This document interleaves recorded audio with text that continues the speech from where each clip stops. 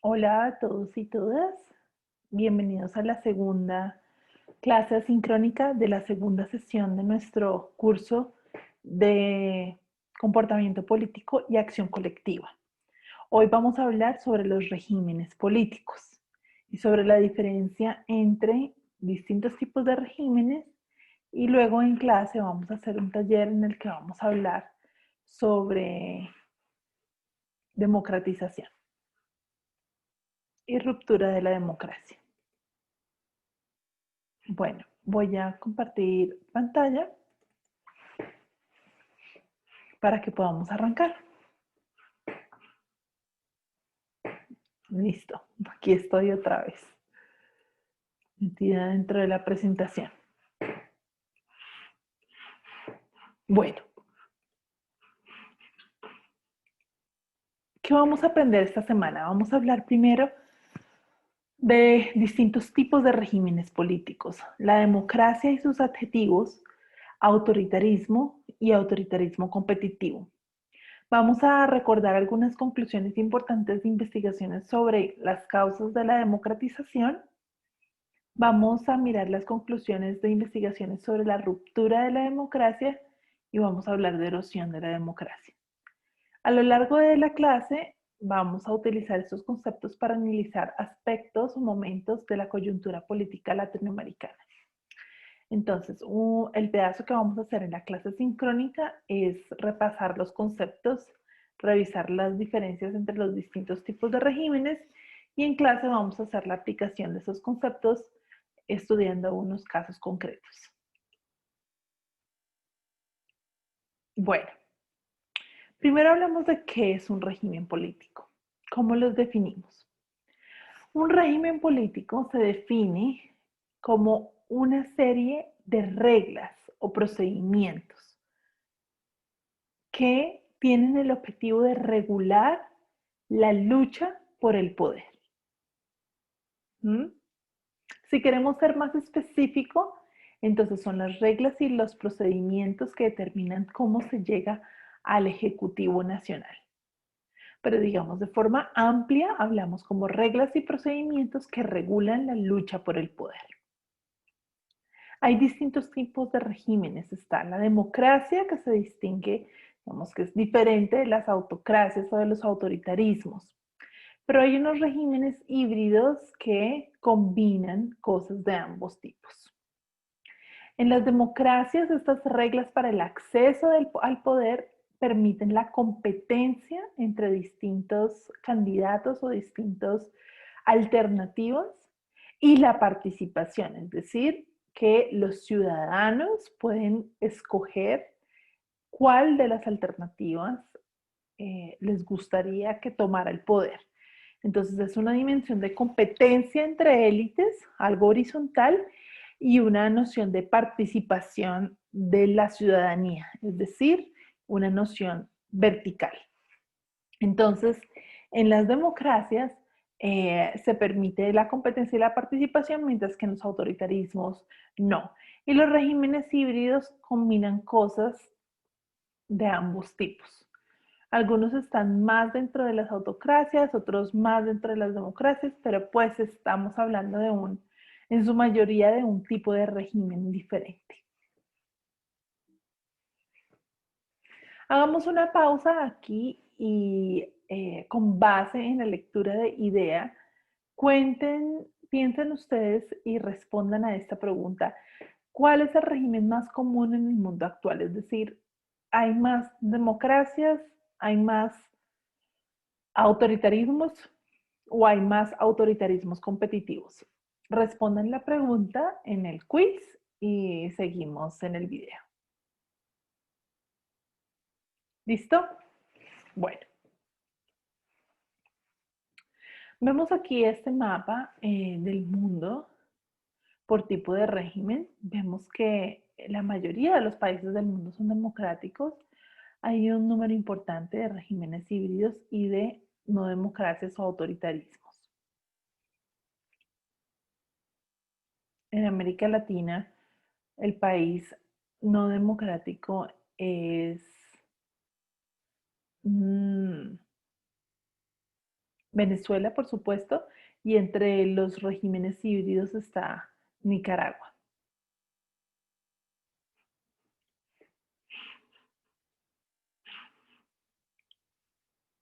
Bueno, entonces empecemos a entender un poco qué es lo que distingue unos regímenes de otros.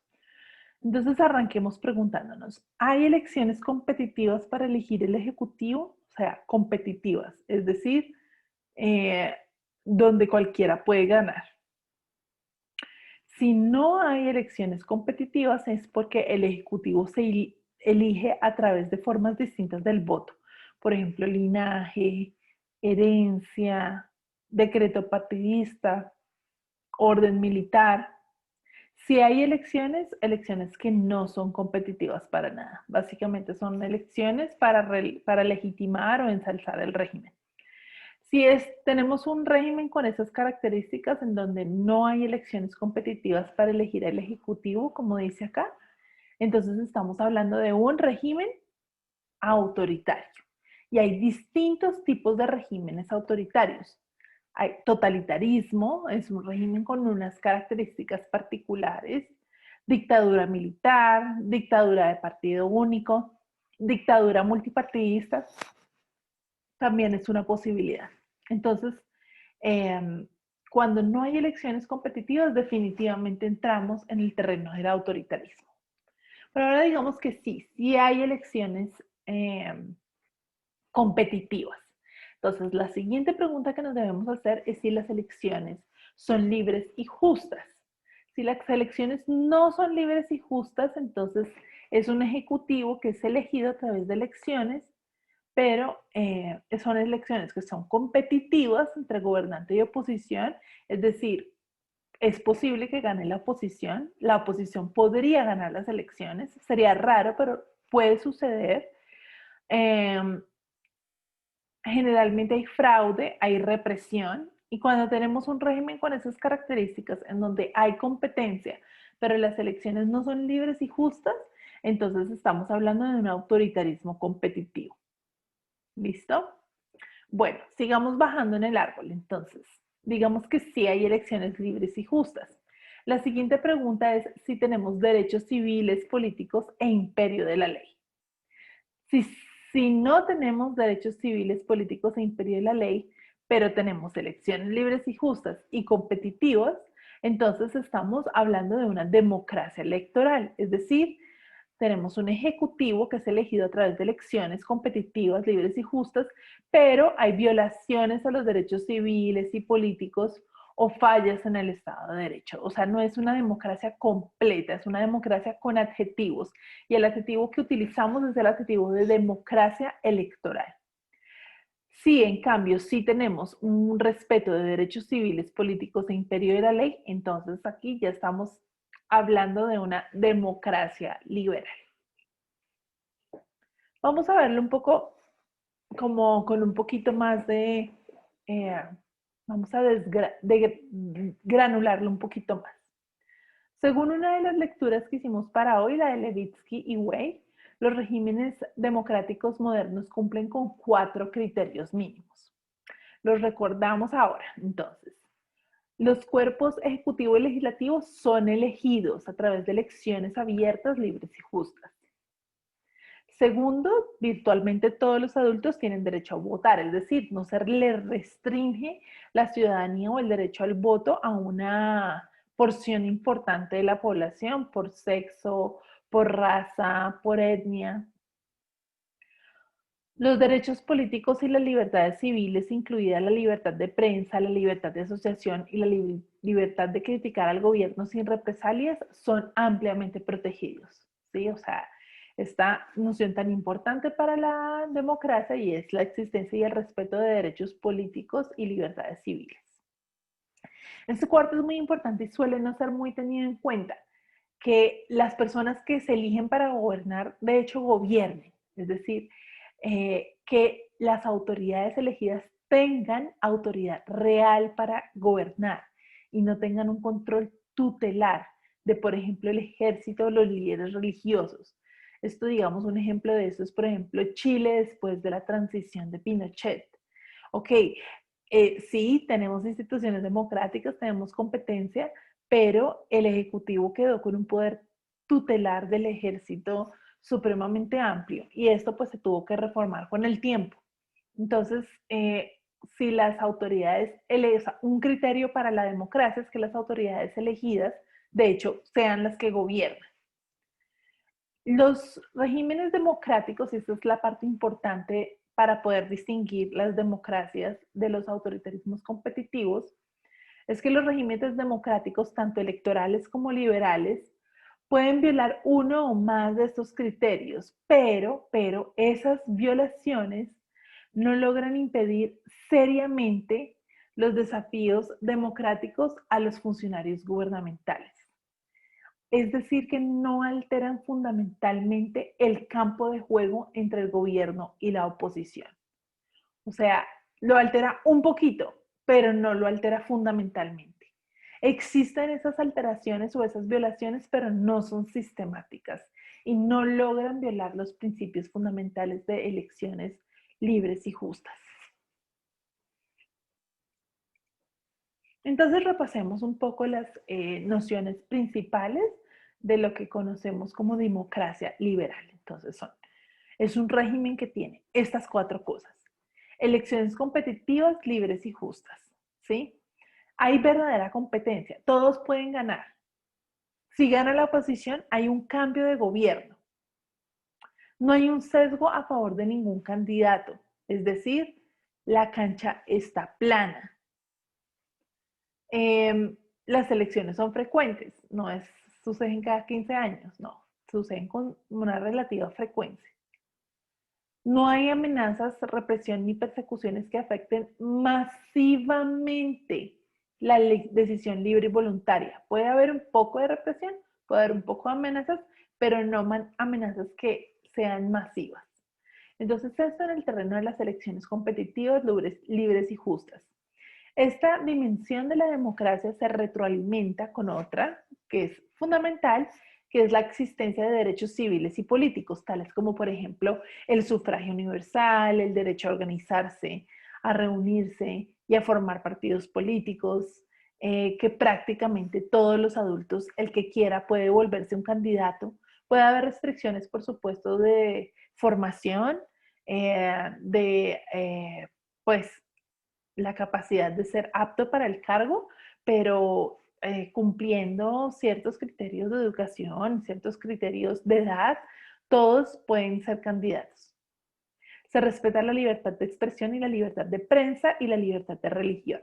Como vemos aquí, esta dimensión de los derechos civiles y políticos se retroalimenta con la de las elecciones, ¿cierto? Porque pues para que estas elecciones sean libres, sean justas, entonces es fundamental que exista libertad de expresión, que exista libertad de prensa, que exista sufragio universal.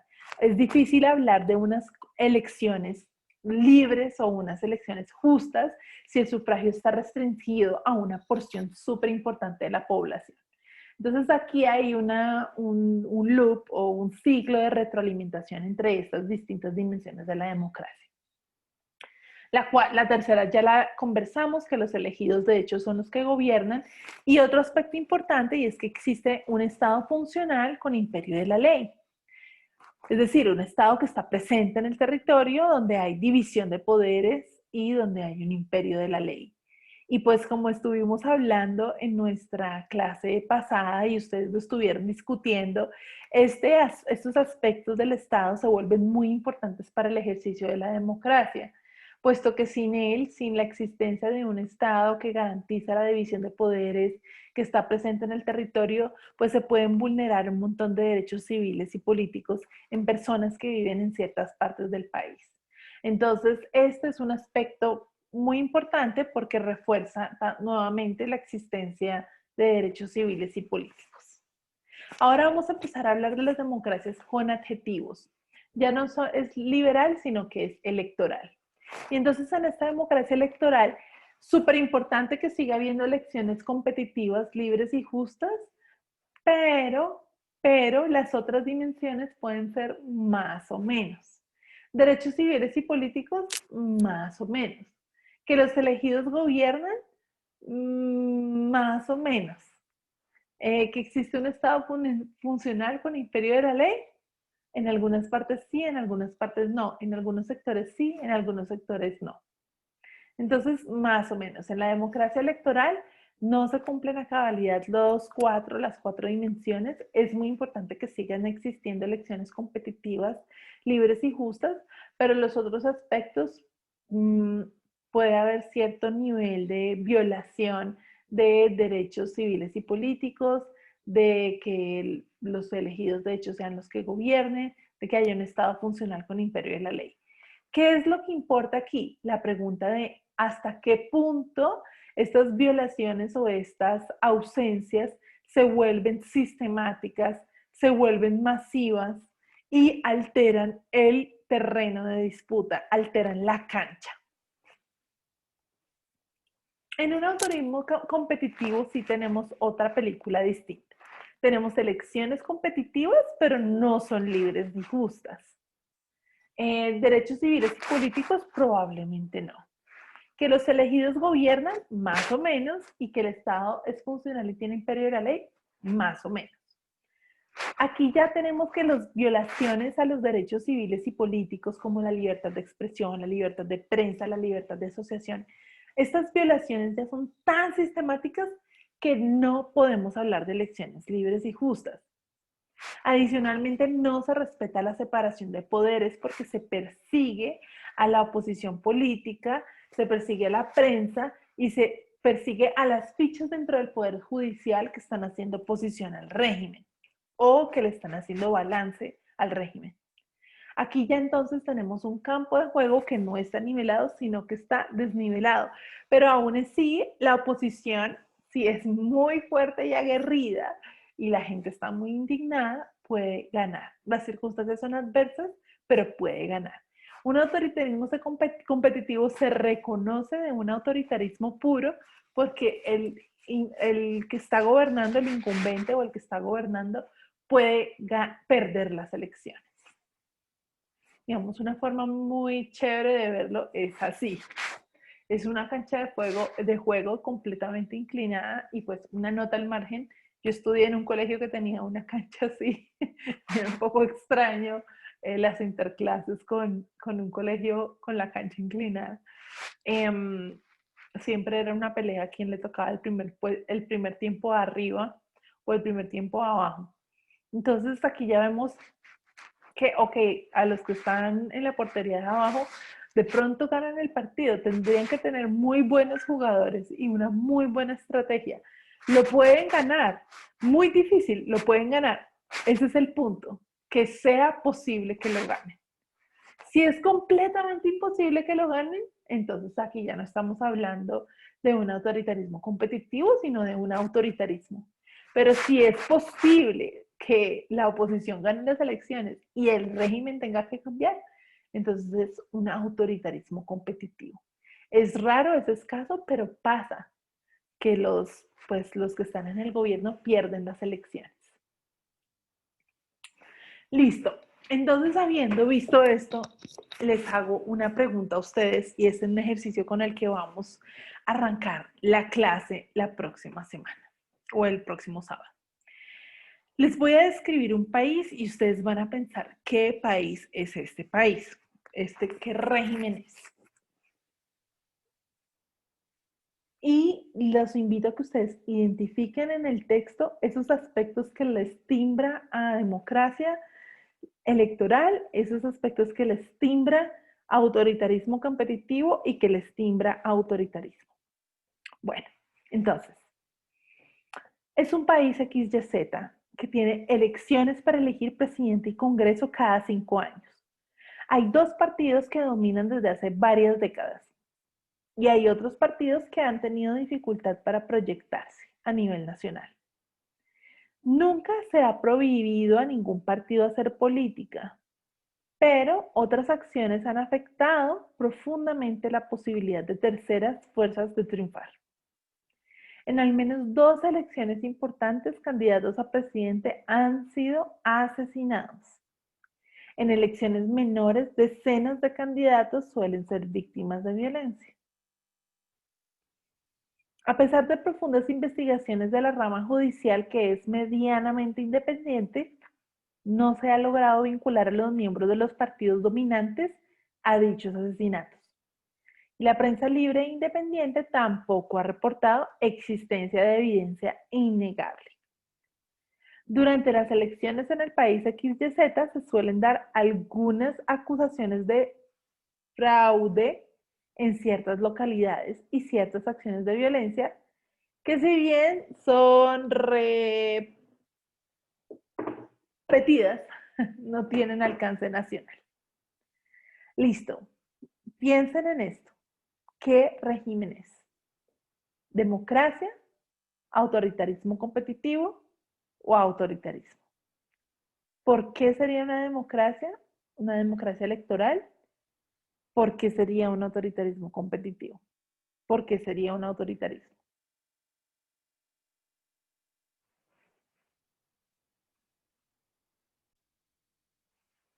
Bueno, ya hablamos de cuáles son los tres regímenes políticos más importantes, tipos de regímenes. Las democracias, los autoritarismos competitivos y los autoritarismos. Vimos cuáles son los aspectos que distinguen a los unos de otros y estuvimos pensando en cuál podría ser el régimen político de ese estado concreto. Ahora vamos a introducir dos elementos conceptuales más y es la transición de dictaduras a democracias o de regímenes autoritarios a democracias. ¿Cómo se definen esas transiciones y cuándo se dan esas transiciones? Pensemos, por ejemplo, en un país como Venezuela. ¿Cuándo se da una transición posible entre una dictadura y una democracia?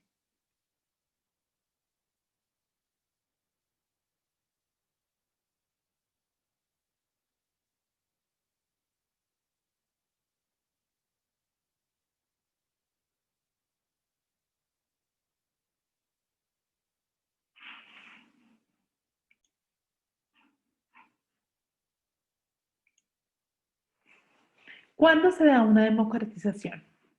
Según Dahl, que es una de las definiciones más simples y también más profundas o capaces de explicar, la democratización se da cuando el costo de reprimir es más alto que el costo de tolerar. Pensemos en los dos elementos de esta definición. Cuando reprimir se vuelve más costoso que tolerar, cuando aumenta el costo de la represión o baja el costo de tolerar, ¿cierto? Una de dos. O se vuelve más costoso reprimir o cuando tolerar se vuelve de repente menos costoso, menos difícil, menos molesto, eh, menos peligroso también para la sobrevivencia de esas élites del régimen autoritario. Entonces, son dos cosas, la represión y la tolerancia. Si el costo de reprimir es más alto que el costo de tolerar, entonces tendremos una transición de autoritarismo a democracia. Y hay distintas formas de hacer esto. Puede ser una transición dictada en donde los gobiernos dicen, bueno, sí, está bien, ok, aquí de ahora en adelante vamos a tener una democracia, como el caso de Pinochet en Chile en 1990. También podemos tener negociaciones entre coalición en gobierno y oposición, lo que llamamos unas coaliciones entre los hardliners o los duros y los blandos. Eh, Estas negociaciones, por ejemplo, se dieron en Colombia cuando se dio la transición del Frente Nacional. También tenemos colapso del régimen autoritario por derrota militar o protestas o retiro de apoyo externo. Un ejemplo de esto es Túnez durante la primavera, Túnez durante la primavera árabe, o también, por ejemplo, en el Perú en el año 2000, cuando Fujimori manda la renuncia vía fax en un avión con rumbo hacia Japón. Hay un colapso del régimen por huida del presidente. También se puede dar por ocupación militar, como es el caso de Irak, con la ocupación militar de los Estados Unidos. Según las investigaciones, ¿cuándo sucede esto? ¿Cuándo tenemos una democratización? ¿Cuándo pasa que el costo de la represión supera el costo de la tolerancia? Existen como dos familias teóricas para explicar las transiciones a la democracia. Una familia que se enfatiza, pone el énfasis o el foco en las estructuras y otra en la agencia, es decir, en las decisiones de actores concretos, de actores individuales. Según las teorías estructurales, hay ciertos aspectos que van cambiando lentamente y que ya llega un punto en el que empujan hacia la democratización porque aumentan el costo de la represión o bajan el costo de la tolerancia. Una de esas teorías más importantes es la de la modernización, según la cual el proceso de desarrollo económico de un país, el proceso gradual de modernización, de urbanización, de industrialización, de expansión de la educación, de expansión del acceso de la mujer a la vida laboral, todos esos aspectos que se le conocen como modernización van cambiando la sociedad y van generando un impulso hacia la democratización porque va aumentando, generalmente aumentando el poder de la represión. Entonces, ¿qué pasa? Esta modernización tiene, por ejemplo, un impacto en ir aumentando el poder de las clases medias. ¿Por qué? Porque son estas clases las que van accediendo a una educación, las que se urbanizan y empiezan a engrosar las ciudades. Entonces, estas clases medias van creciendo. Antes eran chiquiticas, pero en el proceso de modernización se van volviendo cada vez más grandes. Y este poder de estas clases medias que van adquiriendo poder hace que sea cada vez más difícil no tenerlas en cuenta en el proceso de la lucha del poder y de la forma como se reparte el poder en una sociedad.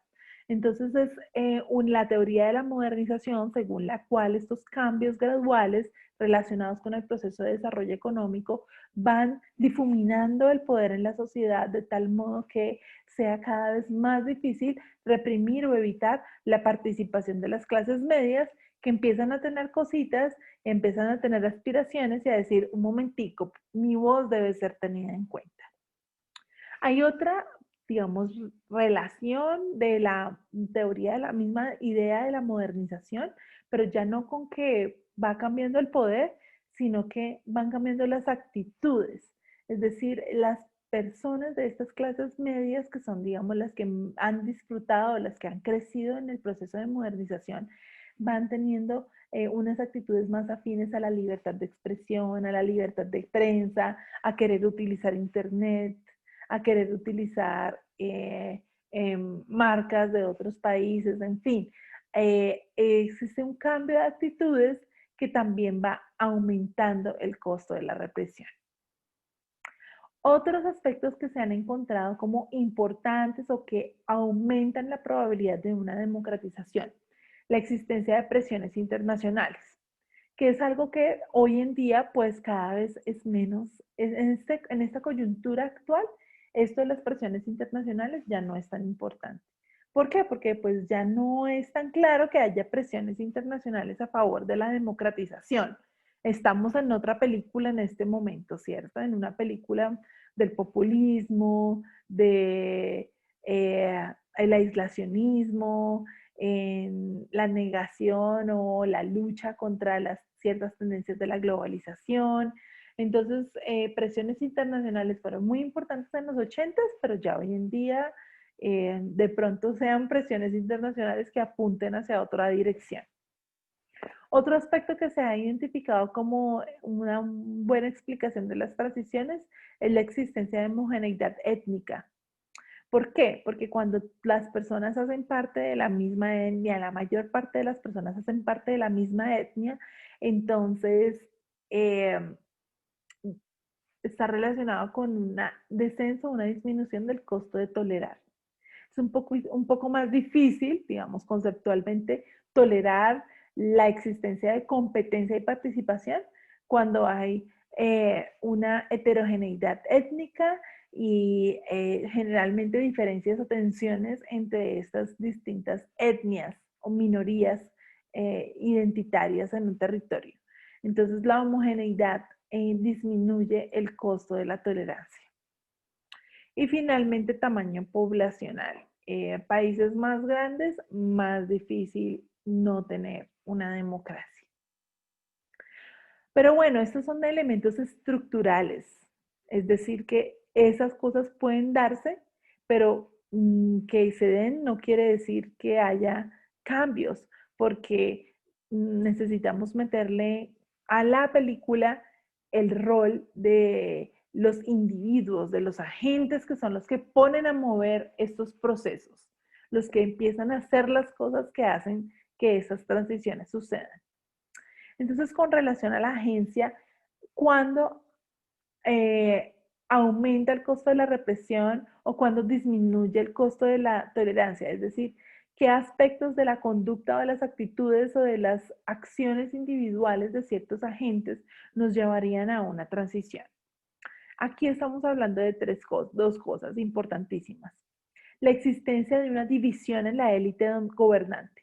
Cuanto las élites que gobiernan se dividen, ¿y por qué se dividen? Porque, por ejemplo, tienen perspectivas distintas frente a la represión. ¿Qué tanto reprimir? ¿Cierto? Militares que dicen, no, yo no voy a matar gente en la calle, yo no voy a pasar los tanques encima de las personas, yo no voy a hacer eso, yo no me voy a meter en eso. Entonces ahí se abre como una ventana de oportunidad porque empiezan a darse divisiones en las élites gobernantes. Entonces esto, muchas veces estas divisiones con relación a la represión son las que abren el boquete donde se mete, digamos, la democratización.